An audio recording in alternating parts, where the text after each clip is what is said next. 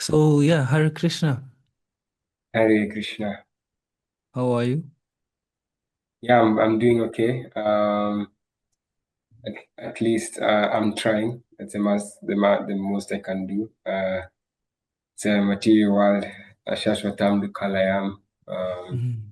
So definitely challenges are there, but by association like this, by your grace, at Matatma Prabhu, then I get a chance to engage in the blissful process of devotional service, which is Anandam Buddhi Vardhanam, giving some Mhm. endless, is an endless ocean of bliss. So, yeah, I hope that I can stay in this state even after I get out of this call. I'll do my best at least.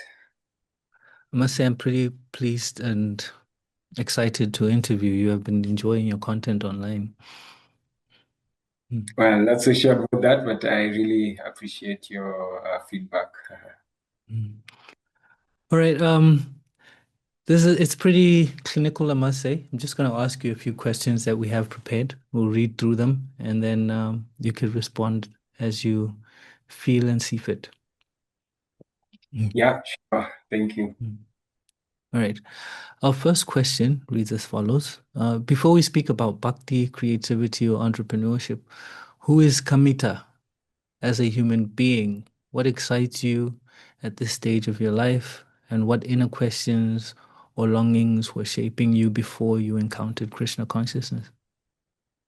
Yeah, so first of all, please allow me to very shortly pay my obeisances to my guru Parampara and the spiritual energy to Krishna, so that I can be a vibe through medium to do this session. Om Gyana Timirandasya Gyananjana Shalakaya Chakshurunmilitamena Tasmai Shri Gurave Namaha. Vanchakalpatarubhyascha कृपासिन्धुभ्यैव च पतितानां पावनेभ्यो वैष्णवेभ्यो नमो नमः. जय श्री कृष्ण चैतन्य प्रभु नित्यानंद श्री अद्वैत गदाधर शिवासादि गौर भक्तवृंद. हरे Krishna Krishna Hare Hare Hare Ram Ram Ram Hare Hare. And of course, my very much gratitude for agreeing to host me on this. So yeah, quite a general question, but a very reflective one. Helps me also go deeper and try and understand who I am. You asked who Kamita is as a human being, and in a very general, short answer, I can say that Kamita is an artistic, ambitious Gen Z born in central Kenya, who is, say, addicted to sweets and pastries. That's in a very human way.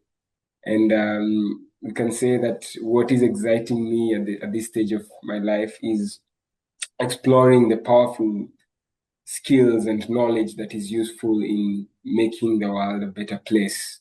And of course, in my personal path, I've come to find that Krishna consciousness is the best way and the ultimate way to actually change the world, because um, rather to change people's consciousness, because we can't change the world. It's quite constant, and its constantness is in the fact that it's constantly changing, and it has, it's temporary and full of miseries, but through Krishna consciousness, and we can bring people to a higher experience, a much more blissful one, a much more fulfilling one. And yeah, which inner questions and longings were shaping me before Krishna consciousness. I get, of course, several aspects are there, but I think one major one is the sense of curiosity, trying to understand what more there is to life, and much more, fulfilling aspects of life that are there. And I mean, I've done so many things that have not been fulfilling, pertaining to the senses, but eventually got to, by some great mercy, I got to meet the Krishna conscious movement. And since my journey began about 5 years ago, it's been quite rewarding. Yeah. So how did you come into contact with Krishna consciousness? Yeah, very good question. Mm, So 5 years ago, 2020, well, now it's, I think, almost coming to 6 years ago, mm, the pandemic came, and it was fortunate for many, unfortunate for many as well. But for me, I must say it was fortunate in the sense that first school was closed. I was in uni at that time, so I was so excited about how much free time there was gonna be. mm, But also because I was living city life. Sorry, I was by living I mean LEAVE. I was coming away from the city, and my mom, together with a small part of my family, they requested that we go up country. My mom was, building a small house, or just trying to complete her, farmhouse. And yeah, we were fortunate to be sheltered in that sense of Sattvic environment where it's much more peaceful and calm and serene. So at that time, I guess generally, just naturally, the environment made me or created a positive position for me to question a little deeper.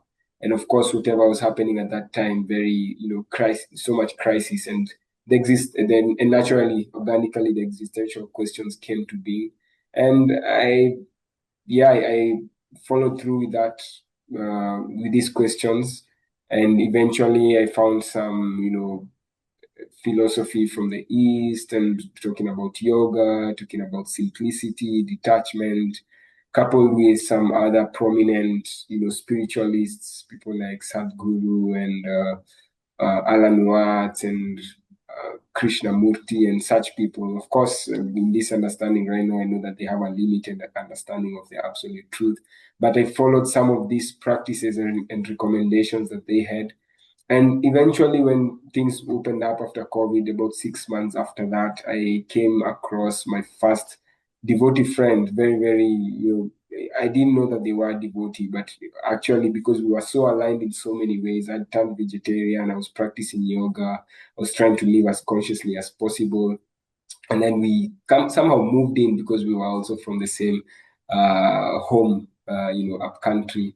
So we became good friends, and eventually that's when they opened up the mosques, churches, and temples.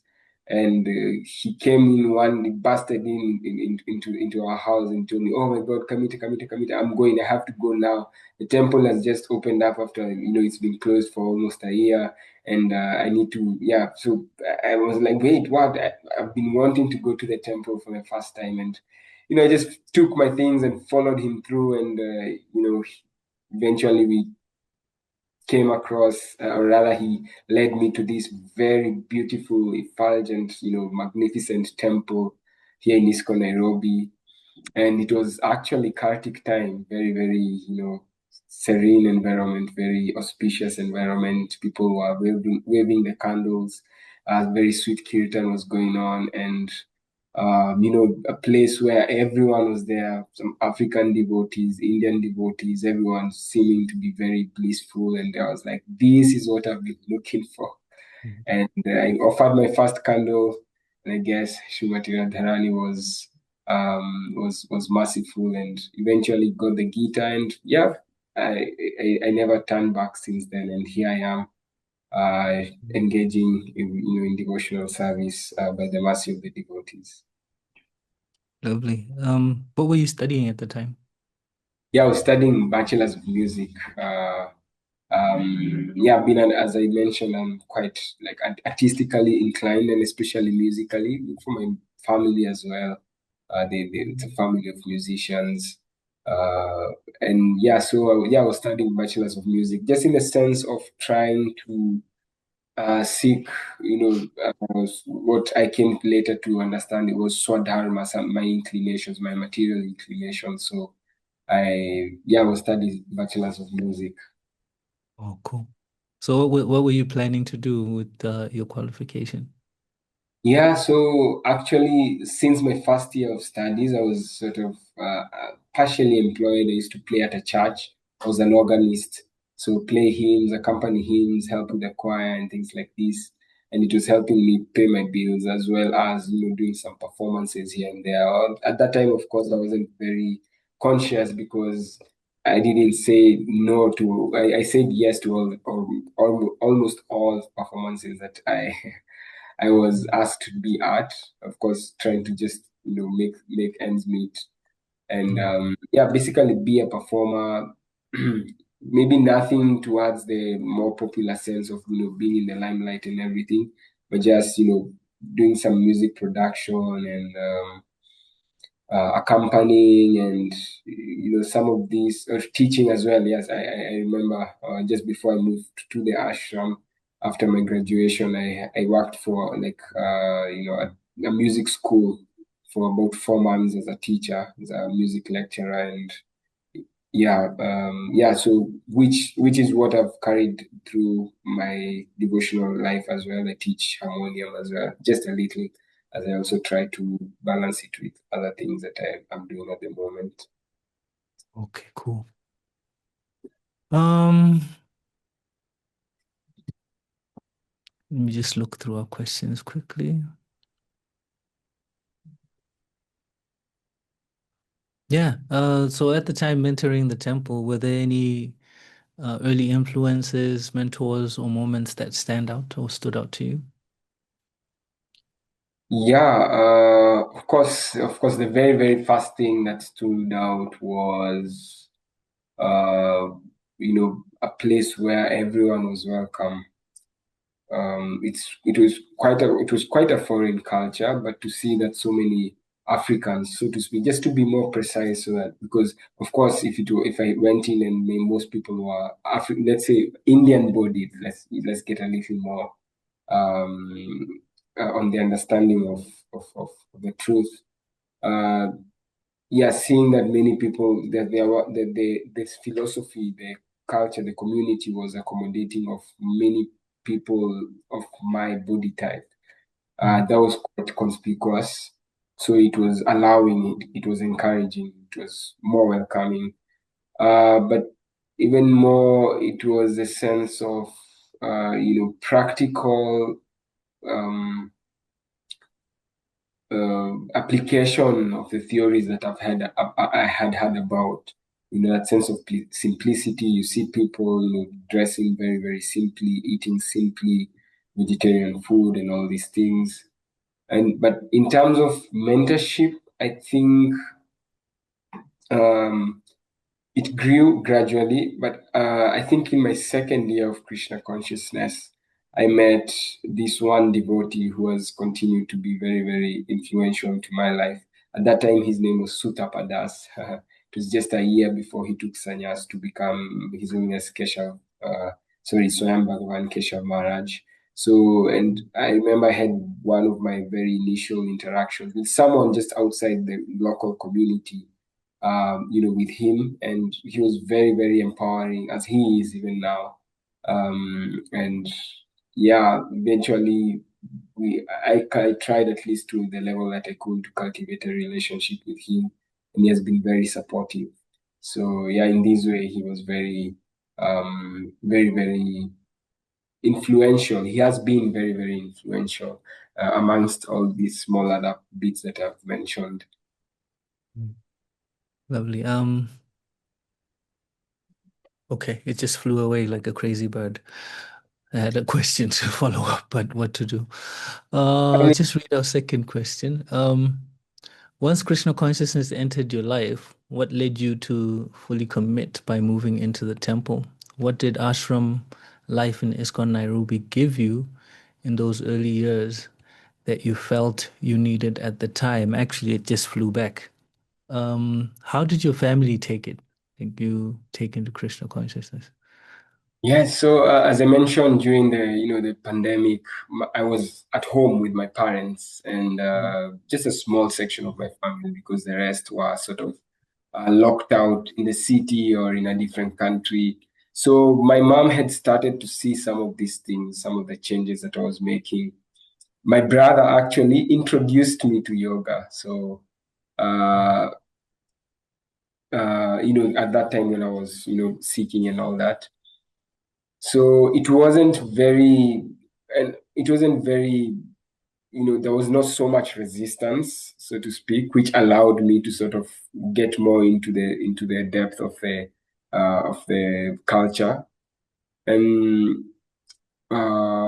yeah, but of course, when the worry of the mother is always there, which links to me getting into ashram, because soon after I had graduated, they were proud, they were happy that I was graduating.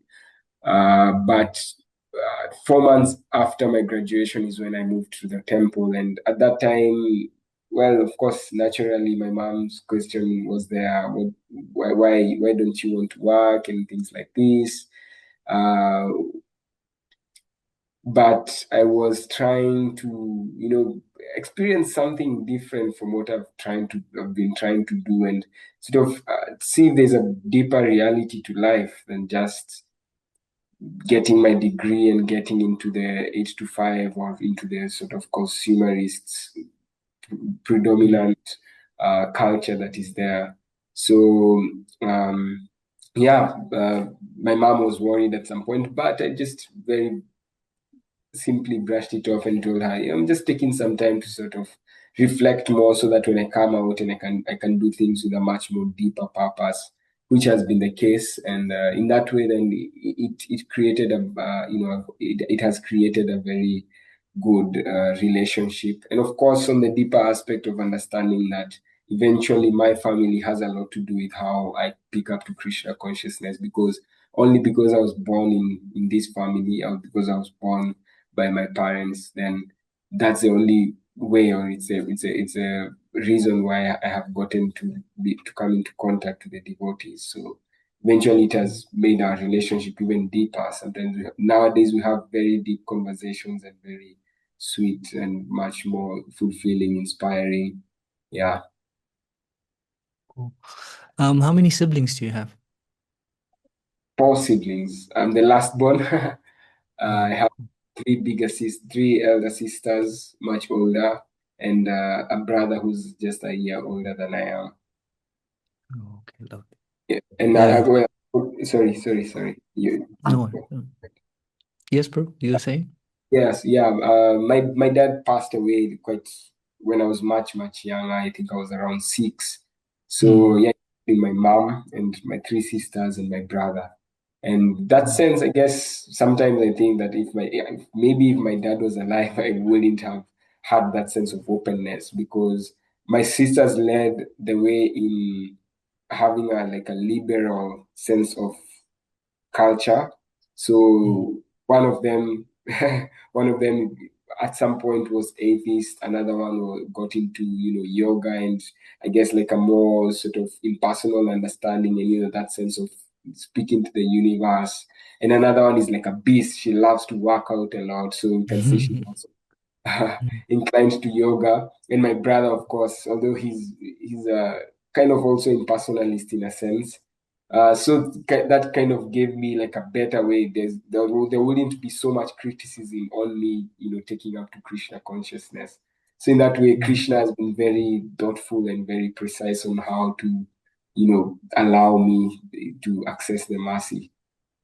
Mm. I see. I have a couple of friends there in Kenya, Nairobi, and from what I see and hear, there's a lot of creative activity around, you could say, a spiritual reawakening that is also driven by anti-religious sentiment in a sense, looking at how everybody's trying to find the universe, as it were, outside of the constraints of imposed religious sentiments. I often say there's nothing wrong with religion aside from the politicized tool that we've come to see and know and understand as religion, you know? So Yeah. it's quite exciting to see. Uh, well, they're not so youthful anymore, and we've got so many gray hairs now. But it's like it's exciting to hear the conversations around um, what else is out there. You know. Mm. Do you have any friends in the secular space who are also seekers?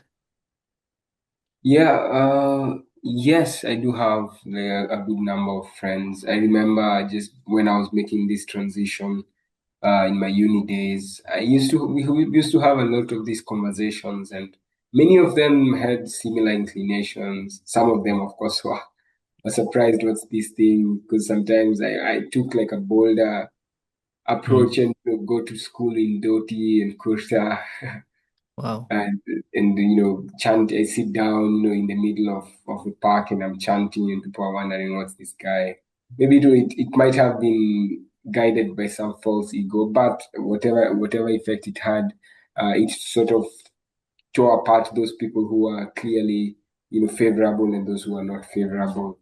But I haven't really kept tabs, especially after joining Brahmachari Ashram.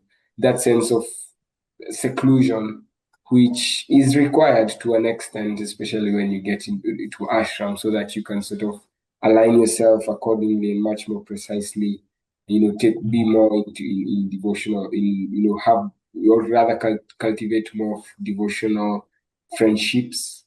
So yeah, but even just recently, one of them visited me, and we had a very deep conversation, and which goes a long way in being able to find people where they are, relating and understanding how to easily, engage in conversations and make Krishna consciousness easily or easier available to them. Yeah. Mm. Mm. So, what did ashram life in ISKCON Nairobi give you in those early years that you felt you needed at that time? Yeah, so yeah, the main part was that sense of stability. It's Mm. 4:30. Sorry, it's 4 a.m. You have 30 minutes to get to Mangalati. After Mangalati, there's this. You have the Seva. After that, all this. And the evening program, and also just being. So that was quite stabilizing in terms of following a specific schedule. Also, Mm. also that sense of small, more simplicity. You don't need to be on your phone a lot. Books are there and things like this, some activities, kirtan, um, ge- yeah, generally having, you know, easier access to the concepts, to the very, very powerful concepts of devotional service. That was very purifying. I could feel, gradual growth and, yeah, that really has gone a long way even to how I am feeling right now. Not that I've come to a point of pure devotional service, but I can feel the nice foundation that it laid. Mm. What was the most challenging? I mean, what was most challenging about temple life early on? Let me see. Um, I guess having to deal with some of the impressions that I've collected through my material life, my previous life, yeah, you being in uni nowadays, you're just lucky if you're not exposed to some of these negative influences, that are not they're not part of the foreign related principles: illicit sex, gambling, drinking, intoxication, and what's the other meat eating, being born Cal- in Mm. a society where these things are so prominent. So being in the ashram, and yes, the desire is there, the sincerity is there that I want to make progress, but it's such heavy karma that it, it needed a much more deeper absorption to try and fight some of these desires always coming up and things like this. So I can say this was one of the most Mm. challenging aspects of being in the ashram, or basically just generally picking up to spiritual life, Krishna consciousness. Mm. And how did living in the temple change the way you saw yourself? um yeah, I well, two ways to answer this or to look at it. One of them is on the material aspect. I started to see that perhaps many of the things that I picked up in my material life all the skills that I picked up in school, the studies that I did, the music that I did, which I was very, very easily able to put into kirtan and some of these creative things that I had started to, put in or dovetail them into devotional service. So it made me feel much more appreciative of them because I was using them in a much more ultimate way, in an ideal way, in a much more giving rather than a fruitive sense of it. So that's a material aspect, but also what we hear all the time. Um, Jivera Swarupai Hall, Krishnera Nitya Das, the true identity, the ultimate identity. And that being reinforced again and again. Ayinanda Tanuja, King Karam, understanding Krishna, your eternal servitor. Every morning you're hearing that, every Bhagavatam class, Srila Prabhupada is talking about it in every purport. So that was also that's a good part of identity that I came to realize, which uh, gives much more fulfillment than anything. So yeah, these are the two ways that I have understood myself better. Cool.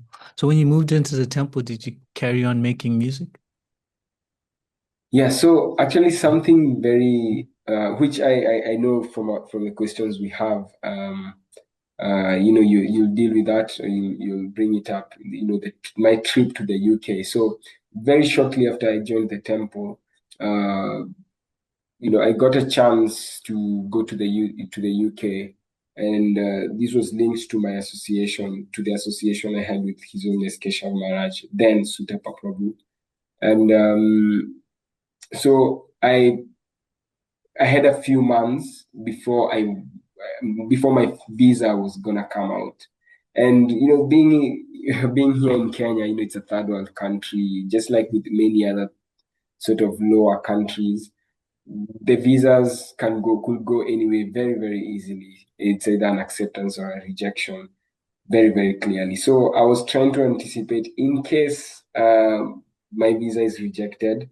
I knew I had put it to myself that I was gonna do like a musical Krishna conscious career, maybe record some music. And at that time, I wasn't so exposed to the musical culture of ISKCON.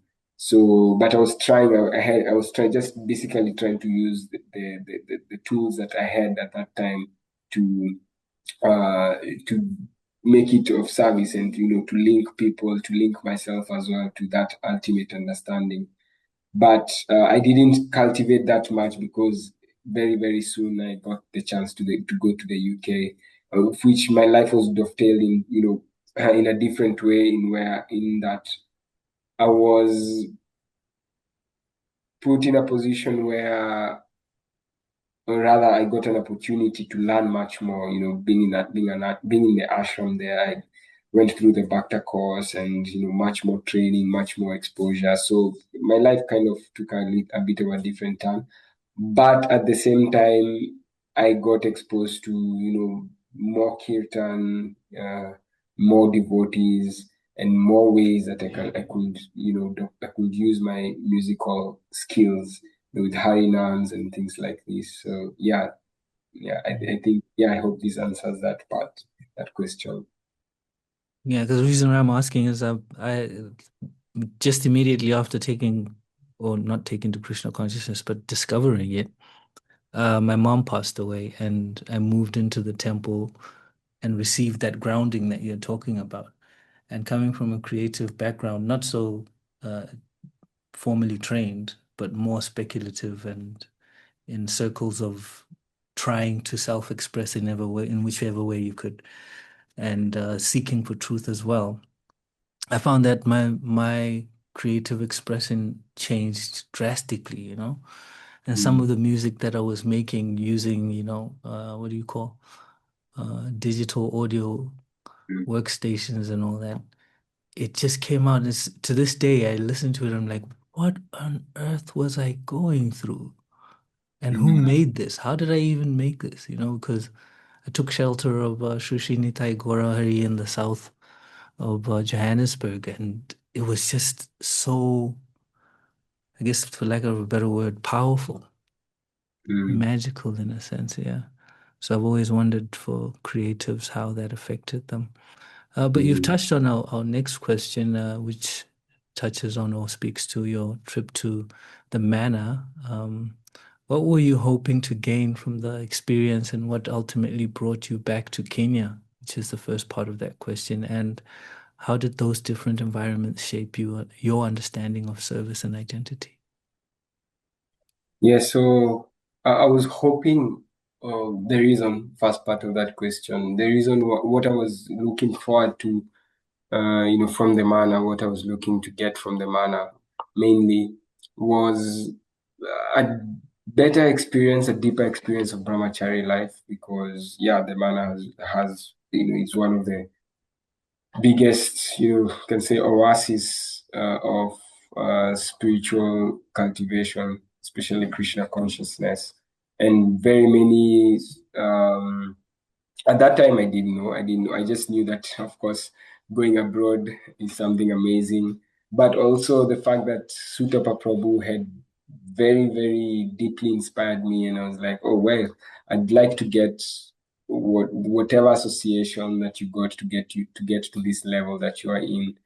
So I was looking forward to that sense of, deep absorption, being exposed to more people, much more powerful aspects of Krishna consciousness, which actually happened. And I met so many people, sadhus always coming in and out of the manor, and Prabhupada disciples, and Prabhupada as well had his base, one of his main bases, at the manor. So yeah, that's what I was looking forward to get some more spiritual absorption in whatever way that meant, whether it was the material aspect of being brahmachari or the spiritual aspect of engaging with much more purer devotees and a better space, a much more deeper space, saturated with Krishna consciousness.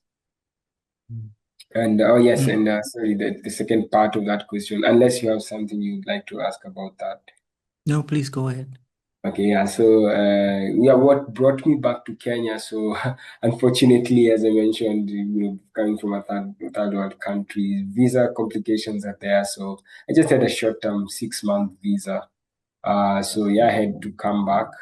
But also during my stay at the Mana, every day, every new day when I sat down to do japa, it always came to my heart that this spiritual knowledge should be known to everyone. And Krishna was very mercifully revealing to me some of the ways that I can actually make an impact coming back to Kenya. So I was induced to come back and make a difference, do something, contribute however I could to the community here in Kenya.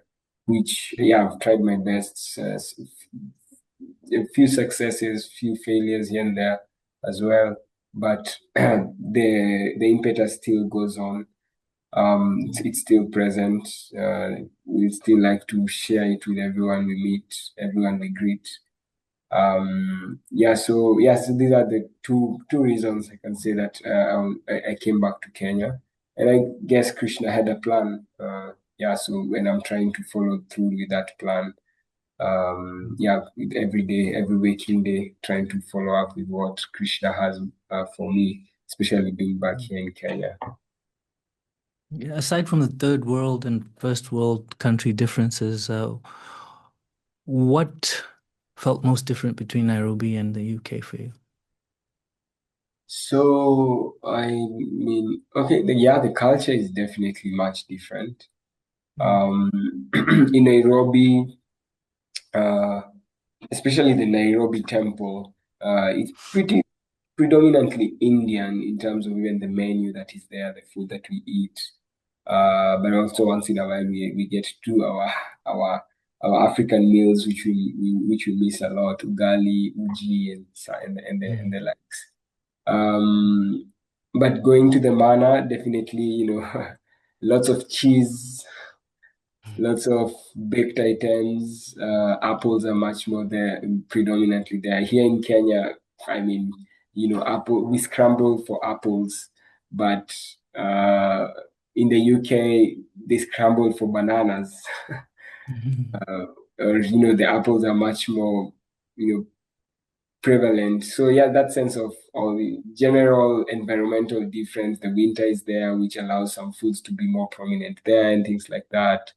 Yeah, very, very, very predominant. It's a complete, very, very huge difference also in how the state is ran and things like this. When you go out on Harinam, it's a different. Oh yes, definitely. Walking through Leicester Square. I don't know. If, I don't. I'm not sure if that's the one. That's a specific street, which is, oh my God, like Maya Loca, complete hub. And Prabhupada, mentioned that many times that London is actual hell.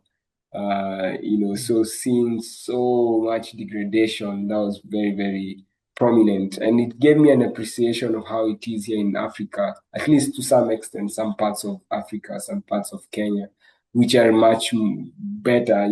The culture has not been eroded as quickly as it has in the West. So yeah, these are some of the differences that I experienced. Would you liken that square to Pound Town? Sorry? Would you liken that square to Pound Town in Nairobi? Would I like to? Sorry. Would you liken that square to Pound Town in Nairobi? Oh, countdown. Yes, yes, yes. Of course, yeah, it's the same mode of ignorance manifested differently. In Nairobi means there's so much crying. My God. Yeah, so much poverty as well. So much indolence, laziness, um, promiscuity, and you know and killings, and very, very ugly. It's what the news says is true to some extent. I've been robbed of my phone several times, not once, not twice, not thrice. uh so yes, that's there. But in the UK, although I was protected, and I really, really appreciate how the devotees protection when I was there. In the sense that I wasn't directly affected by the negatives of the ignorant part of the UK. But yeah, physically just seeing things, gay clubs and you know, casinos and meat places when you're passing through, I think Chinatown. Luckily we were passing through it with a huge troop of Harinam devotees, but nasty smells and these kinds of things. That was quite prominent. So yeah, the commonalities are there in terms of the mode of ignorance, but just manifested differently. So, how did that brief visit change your worldview, generally Yeah. speaking? So yeah, it opened me up to the reality of the material world. Yes, there is the three modes of nature controlling everything, or rather seeing things practically. That also because there is very, very honestly this um aspect of us thinking of people born in the third world countries predominantly thinking that going to the West is success, or is the goal of life, or when you go there you find success. But I was happy that it gave me, or it satisfied, or it broadened my understanding in a way that, okay, hankering to go there became a little less prominent, because I can still see the reality that people are suffering like nothing. And until perhaps I saw it for myself, that's why I would have appreciated that aspect of it. So yeah, I think yeah, this part answers that question. Okay. And what did coming back home mean to you personally? Yeah, it meant, funnily, my mom was proud that I was going to the UK. She was Mm. sharing it a lot. with her friends. So it meant disappointing my mom in one sense. Yeah. Yeah, I'm back to the country, and she was Mm. hoping I was gonna go back. Anyway, Mm. maybe I might at some point, maybe to visit, maybe to live there. Who knows? Maybe Krishna's plans. Mm. But it also meant there's one uh, leader in who has been prevalent through my life at some point, who was prevalent in my life from my high school days. His name was Geoffrey Griffin, and he was from the UK actually. He founded the school that I went through, and he always said that to those much who is given, much is required. So I was given a very, very great chance of being in the UK, um, especially being at the manor, you having such intense association, such a big, amazing opportunity, which actually I really appreciate you for making me have these reflections because they help me reflect, help me see what I've been through and appreciate Krishna consciousness in a much deeper way. Which, sorry, just to on a side note, yeah, thank you so much, Atmatatma Prabhu, for this endeavor because now I can practically see why it is important for us to have such conversations and even make them much more personal. Whoever gets some positivity from these conversations, yes, they will really, really appreciate it, or it will help them in their personal or in a general sense, but it also goes a long way for the people who are speaking. So I really appreciate you for this, and I hope you may get more enthusiasm to continue to interview more people and create an impact on their lives. But yes, back to the question that you have asked. Yeah, that sense of having to give back to to the society because I've been given something so great. Because being the UK was perhaps one of the most intense spiritual, uh, experiences of my life, which has helped me, stay grounded regardless of all the challenges that come, with everyday, with everyday life. Yeah. Yeah, no, I'm grateful for you coming on here. And hopefully, like you're saying, I pray that it assists the devotees in whichever possible way, in whichever little I could do. Thank you for the opportunity to serve. And Mm, thank you for the mm, opportunity to serve. mm. Um, Family and transitions. How did your spiritual choices include temple life and later marriage? I mean, including temple life and later marriage affect your life relationships? Let me just start from the top. How did your Yeah. spiritual choices, including temple life and later marriage, affect your relationships with your family? What led you to choose Grihastha life, and how did your ashram training prepare you for the transition? Yeah, so I think I might have, touched on a bit on a small aspect of this, the family life and how it has deepened my relationship with my family. Mhm. When I have conversations nowadays, and especially in the much broader aspect of understanding that everyone is eventually on their path to Krishna consciousness, no matter the external situations that may be. So yeah, my family may be in their different positions, but I've been having deeper conversations with them, and yeah, I really appreciate how Krishna consciousness has made me come to that point. And what led me to choose, Grihastha Ashram.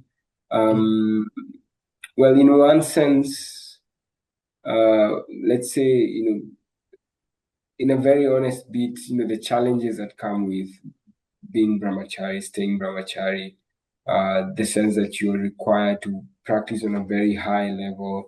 You have to be very, very grounded. And if you don't match up to that, then material desires, come back, come haunting, and your calls to perhaps want to seek union, with the opposite gender, uh, which mercifully. the mercy of Krishna, he makes that bona fide as well because it's an ashram, so the aspect of spirituality is still maintained. So yeah, I guess I just sort of during that time of my life when I was thinking, what do I do to actually get to a better position? And especially asking that question, I saw that practically because the ashram here in Nairobi is not as established as some of the ashrams around the world, that in a way that it helps devotees, you know, go quicker, grow much, deeper, especially in the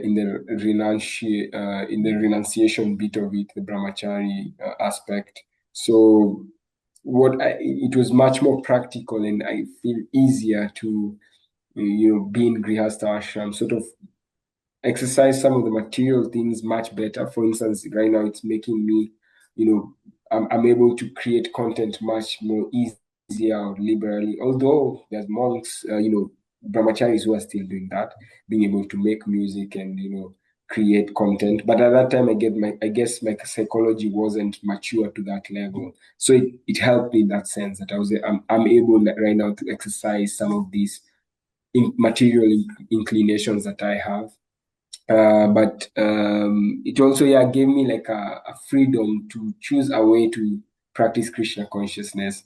In my understanding, after being exposed to many more people, many more you know experiences of devotional service, traveling around to the few countries that I've traveled and meeting different devotees, I see that there are different ways of approaching Krishna consciousness, all which to an extent are bona fide. Even our spiritual guides, our gurus, they are all practicing in different moods. So it gave me like a freedom to sort of narrow down on how I'd like to practice my own Krishna consciousness. And perhaps that wouldn't have been available in brahmachari ashram, because that means you practice according to what the authority recommends. So yeah, these are some of the you know main ways that I have that transitioning to grihastha ashram contributed to my spiritual growth. So when did you get married? I got married this past year, 2025, on the 1st of March. Mm. Yeah, in Mayapur. Very, very massive. Oh, lovely. Um, how did you internally process the decision to get married? Yeah, so yeah, it was definitely a very confusing time. um, Several things coming externally. At that time, my mom was going through some, sickness, and that attachment crippled in, or rather, it was a manifestation of Krishna externally to show me what was going on internally. So that factor was there. So I had to try and address it, just try and support her as much as I could. And I saw eventually if I need to support her in a long term sense, it's better that when I'm sort of maybe making some money and things like this, much more available compared to being in brahmachari ashram. But then coupling that with reaching out to my mentors, reaching out to my spiritual master, His Holiness Bhakti Damodar Maharaj, as well as a few Shiksha gurus, Keshav Maharaj as well, and a few sadhus who are traveling around. And also spiritual authority, and just a bit of personal reflection, journaling. Although at that time I wasn't so strong into it, but nowadays I've come to realize it's a very, very good way of understanding. I probably would have made content about it if I was a content creator at that time. Share what I'm going through, and hear what people have to say and see if there's some practical uh, opinions that would have helped me make the best decision. But I think I made the best decision that I would have at that time, and I tried to pray. Actually, that's another thing that I did. I went just right in front of Radha Banki Bihari. I did some tapasya as well. I sacrificed. I said I'm gonna go on books, and the piety that I get from this, I'm gonna channel it towards getting some clarity, ask Krishna, this is for the clarity about, moving into Grihastha ashram. Is it really what you want me to do? And it was quite clear, internally feeling much more, internally inspired, and I could see things working out very, very auspiciously externally, to the person to the person who came to eventually become my wife. Very, very sort of favorable, or she was very, very aligned to to my desires and to how I wanted to practice spiritual life. Also from a similar background, so some of these things were sort of coming in very, very nicely and auspiciously. So I felt like, yeah, all these endeavors that I was putting to try and get some clarity to about it, they were coming in nicely. So yeah, these are some of the ways that I was able to go to come to a conclusion that this is the path that I'll take. Is your wife creatively inclined or content creator herself? Yeah, she's quite creatively inclined. She's an artist to some extent. Although she's also she's quite scientific, because she studied psychology herself. But she can identify a good piece of art.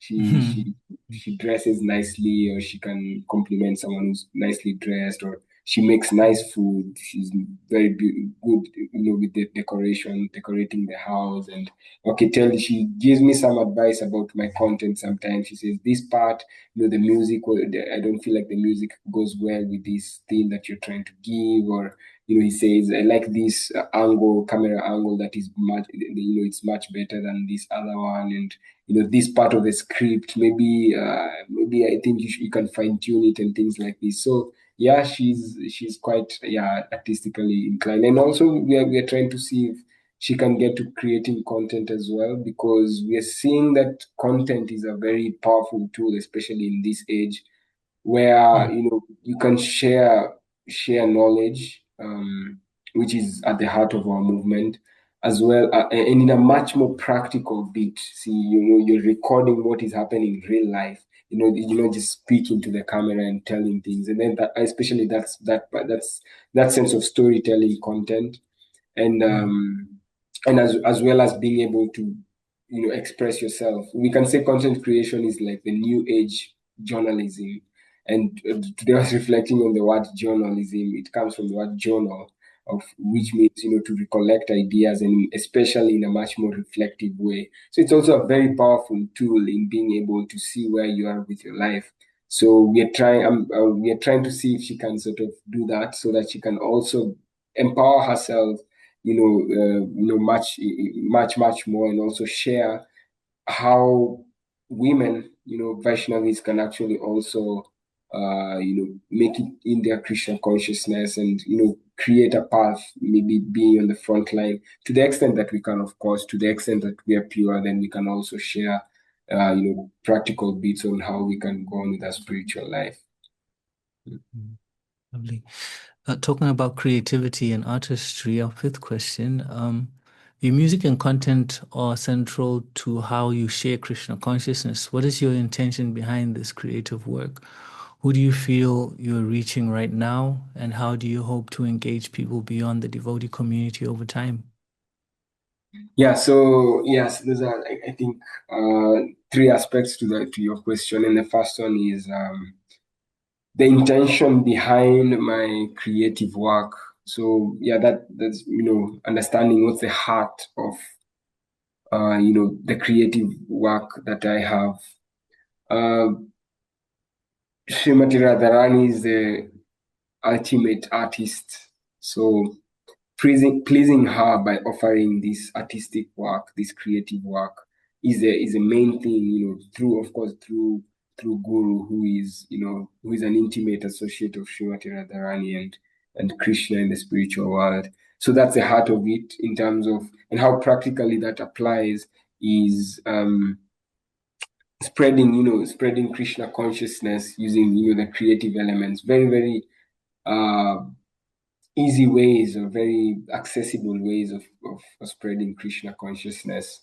and we are seeing it right now. So many devotees as well are using these creative elements to spread Krishna consciousness and to align to Prabhupada's mission of living Krishna consciousness, accepting Krishna consciousness, and showing practically how it applies in our lives, or rather appreciating it and also giving it to others and expressing to others how we can use it, whether it's through kirtans, whether it's through art, devotional art, whether it's through speaking, public speaking, and all these other aspects. So yeah, this is one of the main intentions to please Guru by dovetailing it in my Krishna conscious in the Krishna conscious aspect of practically applying it and absorbing in the spiritual aspect and the spiritual benefits, as well as giving these spiritual benefits to others. Yeah. And the second part of that, I'm trying to mainly reach at the moment. So yeah, thank you for these questions because they're also helping me, align my sort of plan with this whole thing, because it's important to, be very nice and precise in conducting our activities. So at the moment, we can say my niche or my main audience is devotees, or I'm trying to reach to devotees, because first it's easier, because they understand. At least it's a point where we can relate to. I can express the challenges that I'm going through. I can express what I'm going through, the successes, the failures, and everything, in a much more relatable way. And also, as I especially try to maintain that sense of Brahminical culture that I took from ashram, because sometimes, transitioning into grihastha life, sometimes it may seem, or it may call for one changing their culture, changing how they conduct things. Perhaps now they have to wear a suit and tie and go out to work. But I'm doing the best that I can and just trying and asking Krishna to allow me to dovetail my career, dovetail my inclinations. Sorry, my professional work with devotional service, of which is a very very intricate and very very gray line, which is of course a very a completely different conversation. But yeah, so at the moment, devotees are my main audience, and the reason for that is, yeah, just yeah, as I mentioned, yeah, a much more relatable aspect to it, and it's much more natural. It's easier. It's also been doing very very well because there are not so many devotee content creators out there. Um, as compared to the Karmi ones. The Karmi space is quite saturated. So when we make content, then it reaches devotees a little easier. Of course, depending on the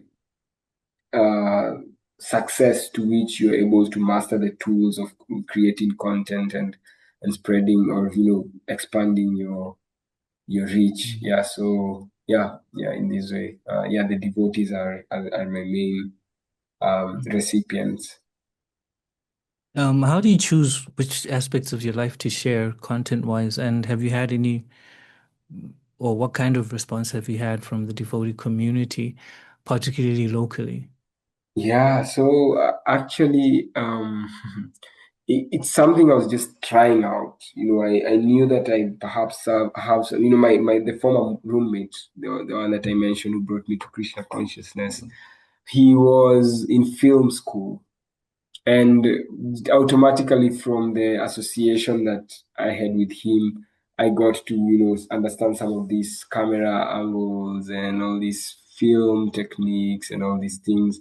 So, and also writing, yeah, the writing bit of it, which I didn't know, is a tool that I had until later, when we were trying to do some projects for our Guru Maharaj's offerings of Srila Prabhupada, appearance days and projects like this. Um, Sorry. So what aspect was this? Sorry, what was your question again? Sorry, I kind of spaced out. Oh What yes, kind of, yeah. yeah, the Yeah. aspects that I choose, which ones to give out and which ones not to give out. So just two references to this. One of them is His Holiness Bhakti Tirtha Maharaj. In one very powerful speech, he said that a perfect spiritualist is one who does not create a difference between public life and private life.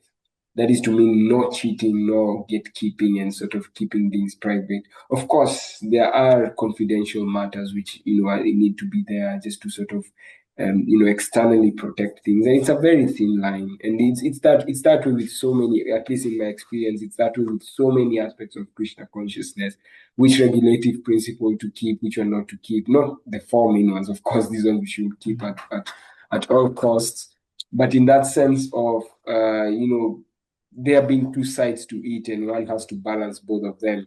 But the second aspect of that is that for storytelling content or content that will reach people much more deeper and people can relate to is one where someone comes out much more authentically, much more raw and very, very honest, expressing both the successes and the failures, not just being out here showing how well you're doing in your life and but on the other side, struggling with things like this.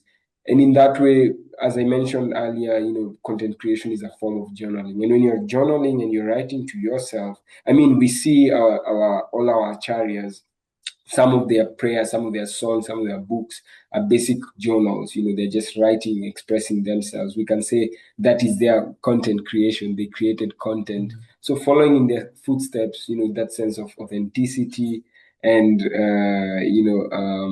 rawness. Yeah, I'm just taking shelter of that, or taking that aspect of content creation. And the effect, the feedback we've had with that is that, yeah, many people, including some people who are quite famous, and some people who are quite what we can say successful in their field of work. Like for instance, a musician, one of our famous kirtanias. I won't mention the name just for the sake of keeping them, rather respecting them. I posted some content that was expressing the battles that I'm facing, having to choose what to do with my life in terms of career. And they said they actually relate to it. And but then you think they're successful. How comes they're battling such a thing? But then, yeah, so that shows that some many people, and many people, especially on that specific piece of content, they came out saying that, yeah, I'm going through the same, and the more I also share, even from even just personal one-on-one conversations and being very honest and you know. Open about such struggles, then people reciprocate and they come out, saying how much they are also going through the same, and you kind of together find a solution to go about these challenges or these situations, including successes, so that they don't come out negative. Yeah. Mm. Yeah, in terms of just what to share, and you're saying, yeah, uh you should just be who you are and present as you are.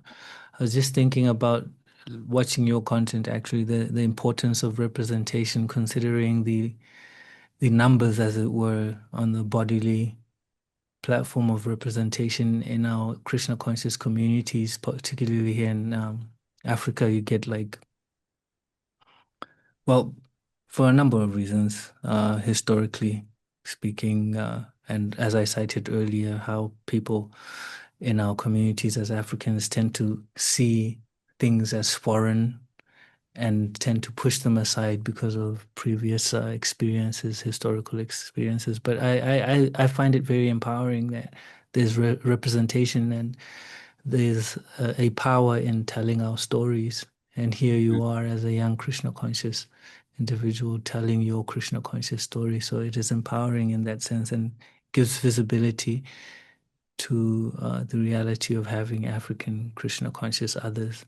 And I hope we'll see many more younger Krishna conscious individuals taking to sharing their experiences and hopefully inspire more people out there to take up Krishna consciousness as an inclusive reality, an inclusive experience, because it's, you know.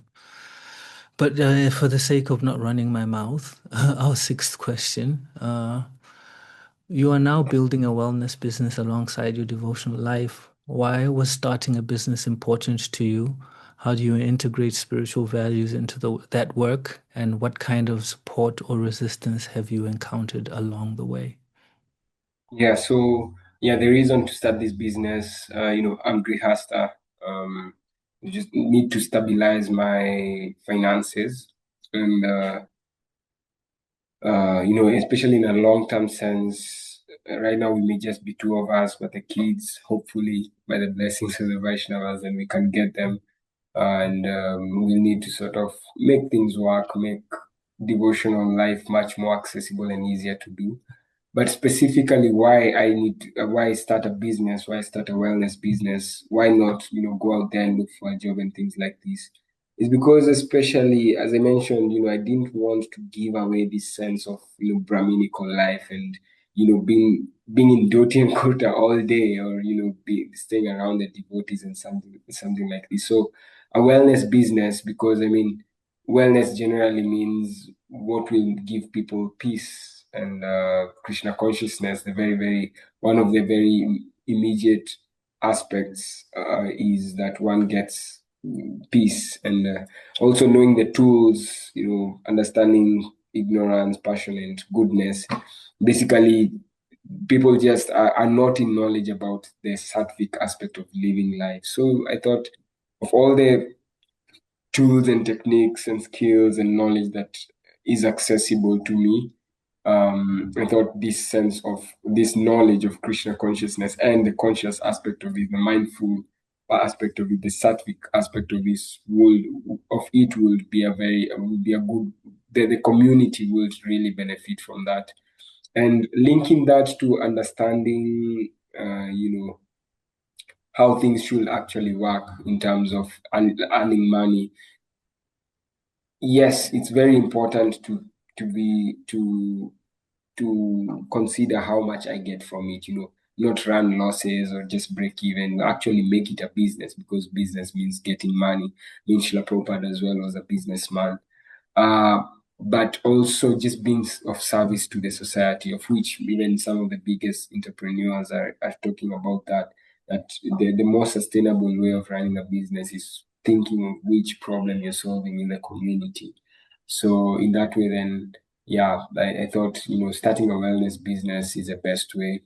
And of course, it's not that my mind is fully distracted or locked in into this understanding of the wellness business. I would still like to record music and do some of these other things. But yeah, at the moment, I just just pick that and just go with it, and try to do service with it, and then somehow everything else will align to that and be able to gradually grow in my spiritual life. Yeah.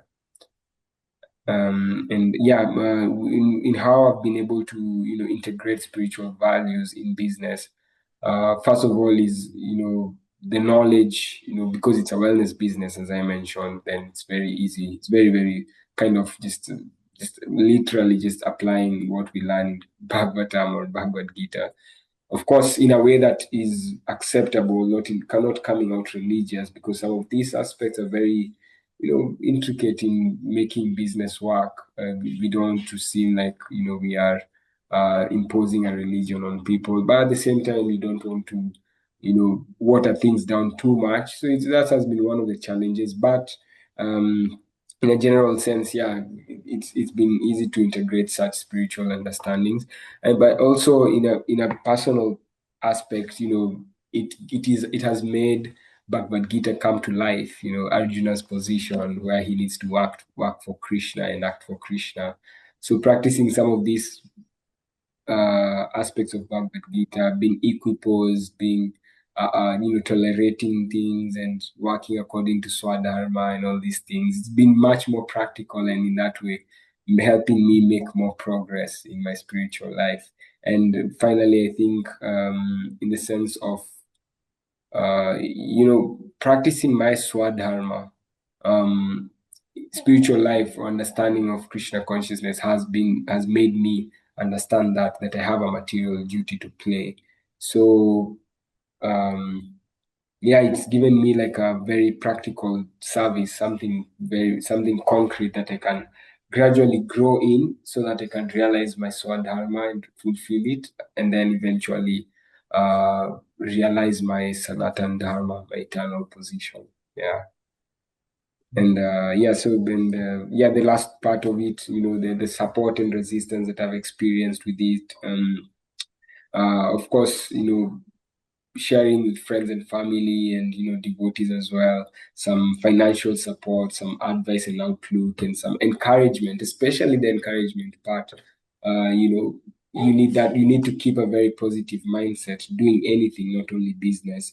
So really appreciate that sense that these are some of the positives that have been there. But on the other side as well, Krishna doesn't spare us of the challenging parts, which reminds us that we are not meant for this world; we are meant for something else. But also, which strengthens us, in our growth. So yeah, sometimes the confusion. One of the resistances has been confusion about how to go about it, because it's a new space, wellness business. It's not been done as exactly as I'm trying to do it. So I'm a devotee. Yeah, there are many wellness businesses out there, but using different approaches, with different bases of knowledge. But this is a different one. I'm just trying to basically give the consciousness or the knowledge of Vedic culture and use it in a very sattvic way. So that sense of not knowing exactly how to go about it. And also, coming from Brahmachari ashram at the time where the fruitive mentality was not exercised. You have to go out there and or rather you're practicing your life in the sense that you're not expecting so much. That's brahmachari life. But coming to grihastha ashram, you have to make things work. You have to make the business work. It has to have some success. So exercising that fruitive mentality, not wanting to deprive people of their of Lakshmi, and that's a kind of balance have been one of the challenges. Although the support and my mentors and people like these have been really helping. And finally, also just balancing my life. Sadhana, when it's time for sadhana, it's time for sadhana. When it's time for business, it's time for business. Sometimes sadhana takes more time, or it gets into business hours, because or the other way around. I sleep late, excited about making content for a business or things like this. So that sense of balancing things out. But again, positively, there has been several ways that I've been able to go about these challenges and obstacles. Yeah. Thank you, Prabhu. Our last question. Looking at Krishna consciousness in Africa today, especially among young people navigating uncertainty and social pressure, what do you feel is needed for the movement to grow more rooted, collaborative, and relevant? How do you see young African devotees, including yourself, taking responsibility for Srila Prabhupada's mission going forward? Yeah, so I think what is needed for the movement to succeed, especially for the African youth, definitely, very, very clearly, very, very strongly, is deepening our sadhana, deepening my sadhana, because that's where the Shakti comes from. Nija Sarva Shaktis, Krishna's, bestowed his strength in the holy name. And so to the extent that we associate with the holy name, both in quality and in quantity, then that gives a Shakti in being able to spread Krishna consciousness, and especially make a much more powerful impact. And we can see that with our life, with our chariots, all of them had sort of a phase in their lives where, or even where they sort of deeply absorbed in Krishna consciousness, do very strong sadhana. But even in their practical days, all spiritualists have like a very deep sense of sadhana, whether it's through reading or whether it's through chanting, whether it's doing puja and things like this. So I think that's at the very, very forefront of making a an impact, or succeeding uh, in our endeavors as a Krishna conscious movement. But I also think, as devotees, and it has been very, very much more apparent nowadays. You know, we are seeing conscious movements coming up right now because people want better ways of living and things like this. And I think we are failing to some extent on how much we should also tag along in that sense, because I mean some we are perhaps probably very, very unhealthy sometimes in our activities, and we're not practicing a lot of sattva. Some things are quite predominantly Western, like plastic use and uh, you know reducing the carbon print and things like this. And we may think that, oh, that's Western and we don't need it so much. Just chant Hare Krishna and we are transcendental. No need, just feast on prashadam and take lots of ghee and sweets and things like this. But I also think that it really, really helps from a practical point, even just working out and keeping good health. This sattvic aspect. I think it's very important that we also pick up some of these things because they help us, create a nice foundation. Or rather, in my experience, how much to the extent I've tried to apply these things, I can feel the reciprocation.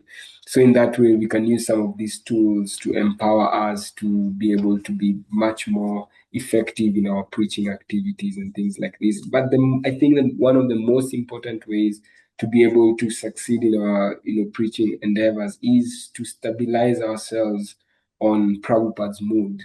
Whether it's and how to do that is to we can try and hear more of Prabhupada, his letters, his books, and all the advice that he gave on on what he really wanted for the Krishna conscious movement, what his Guru Maharaj actually wanted.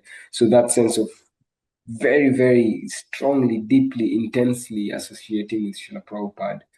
And in that way, we can never go wrong when we do that. We'll be internally guided, we'll be externally guided by, being given a good practical advice by our mentors and things like this. Yeah. So, and how, I, I am trying to take responsibility for Srila Prabhupada's movement is especially trying to intensely and vigorously, do preaching work, and not only preaching work, but also stabilizing work for those who are there already in the movement. And some of these things, like, expanding that's, expanding the net of the Krishna conscious movement internally. We need to understand how, as devotees, we should run our businesses. We need to understand how, as devotees, we should pick careers. And some of this, I don't know how much they're talked about, how much, to what extent do we have some knowledge or experience, shared about how to transition, from brahmacharya ashram to grihastha ashram. I faced it, not knowing how to go about things. How should I, choose a spouse or things like this? Topics that have been there, but many times or sometimes, just general advice is given. But I think if we can make it much more practical on how we can share some of these aspects of deepening or widening that net of Krishna consciousness, but also I think, yeah, as a last point, matching up to the efforts of the karmis. Because in my recent association, I have been noticing, or rather I noticed how karmis are going out of their way very predominantly, very strongly, just to sort of try and fulfill their desires. I mean, you can see how what Elon Musk is doing. He's literally sometimes he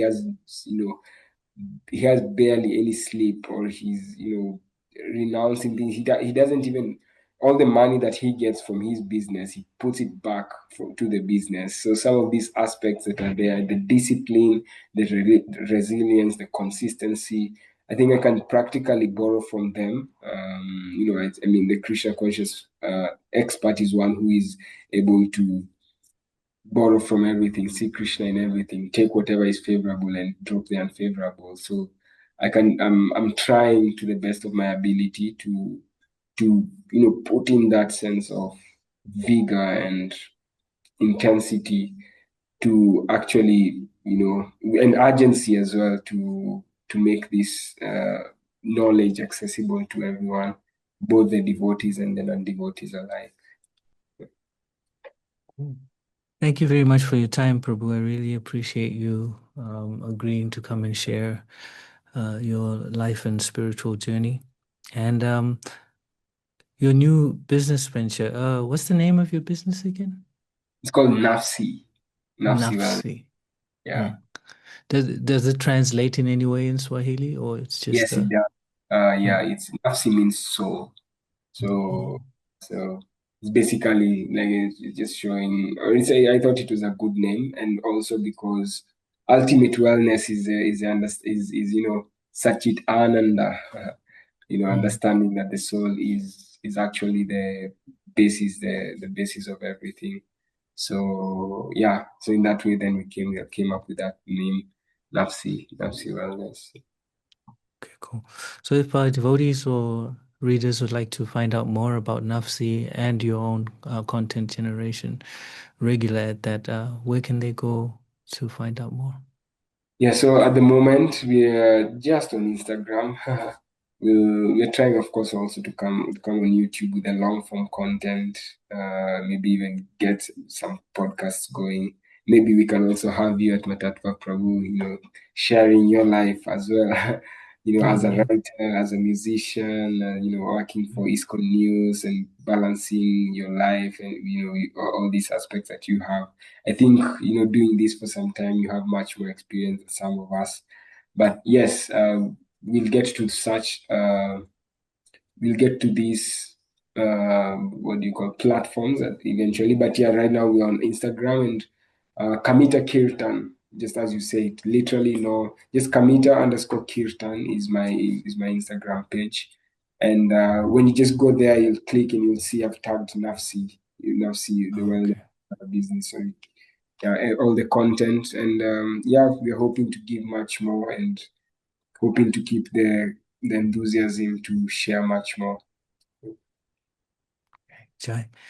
Thank you very much, Prabhu. I'll just end our session here. Okay. Hare Krishna. Hare Krishna.